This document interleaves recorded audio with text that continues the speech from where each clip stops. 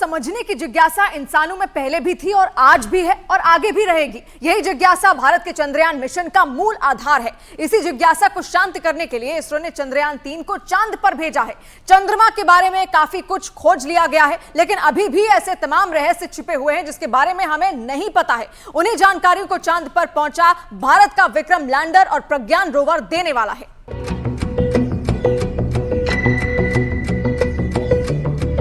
क्या ब्रह्मांड की उत्पत्ति का सनातन सत्य चांद की सतह में छिपा है?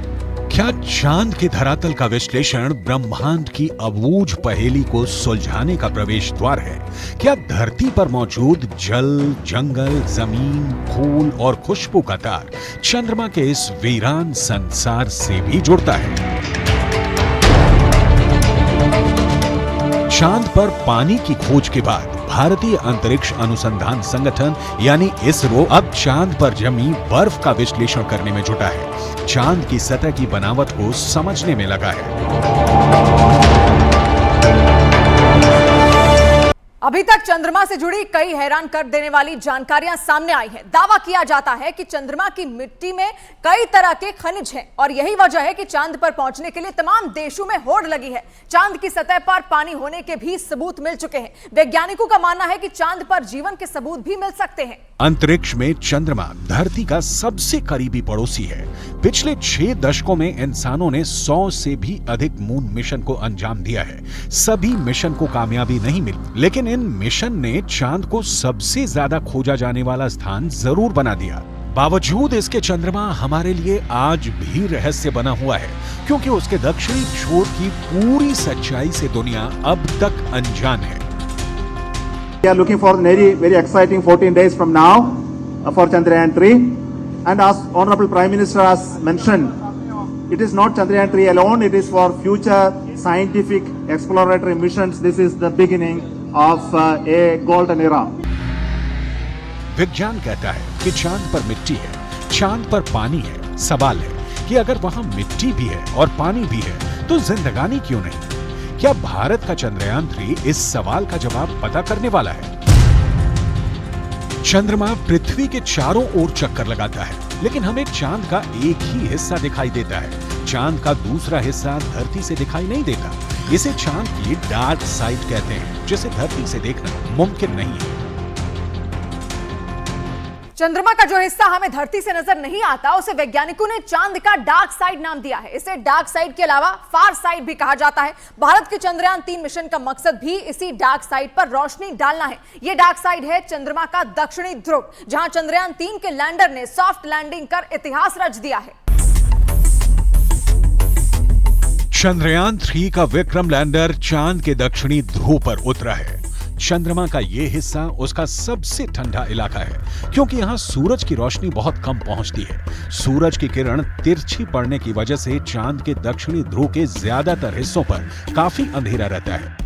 यही वजह है कि यहाँ का तापमान भी काफी कम होता है।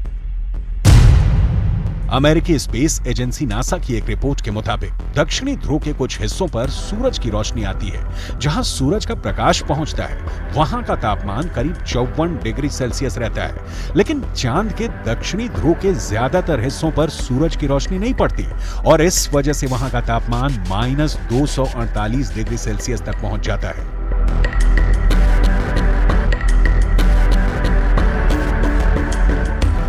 नासा के मुताबिक चांद के दक्षिणी ध्रुव पर बर्फ है।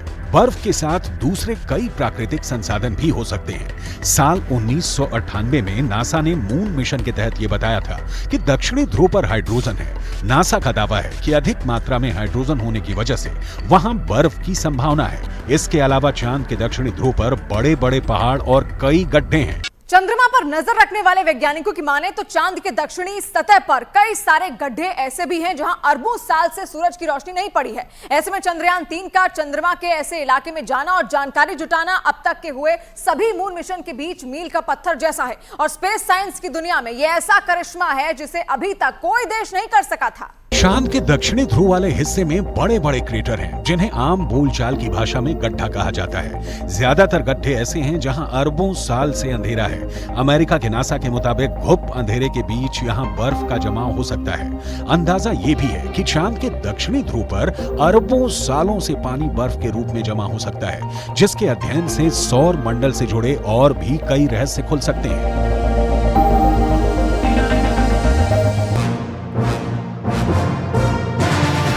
यानी भारत का चंद्रयान 3 चांद के उस हिस्से में पहुंचा है जो हमें नहीं दिखता है। सवाल है, आखिर चंद्रमा का एक ही हिस्सा हमें क्यों दिखता है? चांद खुद भी अपनी धुरी पर घूमता है और पृथ्वी के गुरुत्वाकर्षण बल के कारण चंद्रमा उसके चारों ओर चक्कर लगाता रहता है। धरती का यही गुरुत्वाकर्षण बल हमें चांद के दूसरे तरफ को देखने नहीं देता। दरअसल चांद में पृथ्वी से जुड़ा एक गुरुत्वाकर्षण केंद्र है। गुरुत्वाकर्षण केंद्र चांद के बीच में नहीं, बल्कि उस हिस्से में है जो धरती की तरफ है। पृथ्वी का गुरुत्वाकर्षण बल चांद को अपनी तरफ खींचे रखता है। इसी वजह से चांद एक ही स्थिति में धरती के चारों तरफ घूमता रहता है और चंद्रमा का दूसरा हिस्सा धरती से नजर नहीं आता।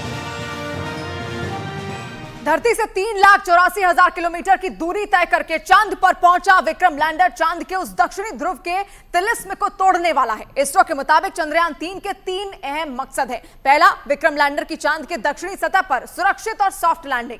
दूसरा, प्रज्ञान रोवर को चांद की सतह पर चलाकर दिखाना। तीसरा, वैज्ञानिक परीक्षण करना, जिसकी धमाकेदार शुरुआत हो चुकी है।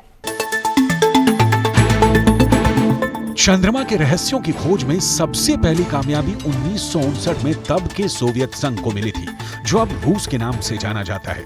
12 सितंबर 1959 को धरती से लॉन्च किया गया रूस का स्पेसक्राफ्ट लूना 2 चांद की सतह से जा टकरा। 7 बरस बाद 1966 में सोवियत संघ ने एक बार फिर चांद पर दस्तक दी। 3 फरवरी 1967 को लूना 9 चांद की सतह पर पहली बार सॉफ्ट लैंडिंग करने में कामयाब हो गया। ये वो वक्त था जब सोवियत संघ और अमेरिका के बीच शीत युद्ध चल रहा था। दोनों देशों में धरती के साथ साथ स्पेस रिसर्च को भी लेकर एक होड़ लगी थी। इस होड़ का सबसे अहम हिस्सा चांद तक पहुंचने की दौड़ थी। सोवियत संघ को पीछे छोड़ने के लिए तब अमेरिका ने इंसान को चांद तक ले जाने और सुरक्षित वापस लाने का लक्ष्य तय किया। Before this decade is out, of landing a man on the moon and returning him safely to the Earth. 1, 0, all engine running. Liftoff. We have a liftoff. 32 minutes past the hour. Liftoff on Apollo 11. America के Apollo 8 mission ने America के 3 अंतरिक्ष यात्रियों को चांद की कक्षा में पहुंचा दिया। ऐसा पहली बार था जब इंसान चांद के इतने करीब पहुंच गया था। इसके बाद वो दिन भी आया जब अमेरिका ने चांद पर इंसानों को उतार दिया। यह मिशन था अपोलो 11। अपोलो 11 के जरिए अमेरिका ने चांद तक ऐसी छलांग लगाई जिसे आज तक कोई दूसरा देश दोहरा नहीं पाया। वो छलांग थी चांद पर इंसानों का पहला कदम।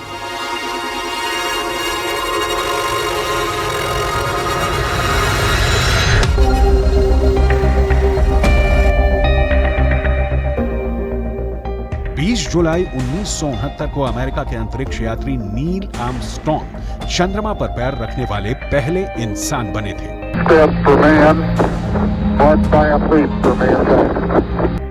चांद पर उतरने वाला लूनर लैंडर 2 लोगों को लेकर गया था। नील आर्मस्ट्रॉन्ग के अलावा बज एल्ड्रिन भी वहां बाद में उतरे थे। अपोलो 11 मिशन ने चांद से मून रॉक्स लाकर एक अलग इतिहास रचा। अपोलो 11 मिशन के दौरान करीब 22 किलो सामान चंद्रमा से लाया गया था। इसमें तकरीबन 50 चांद के चट्टानों के टुकड़े और चांद की मिट्टी शामिल थी। चांद पर पहुंचने की स्पेस रेस आगे भी चलती रही। इस दौड़ में यूरोपियन एजेंसी, जापान, यहां तक कि चीन भी कूद पड़ा। लेकिन मून रिसर्च में अगली कामयाबी भारत को मिली। वो कामयाबी थी चांद की सतह पर पानी की खोज की।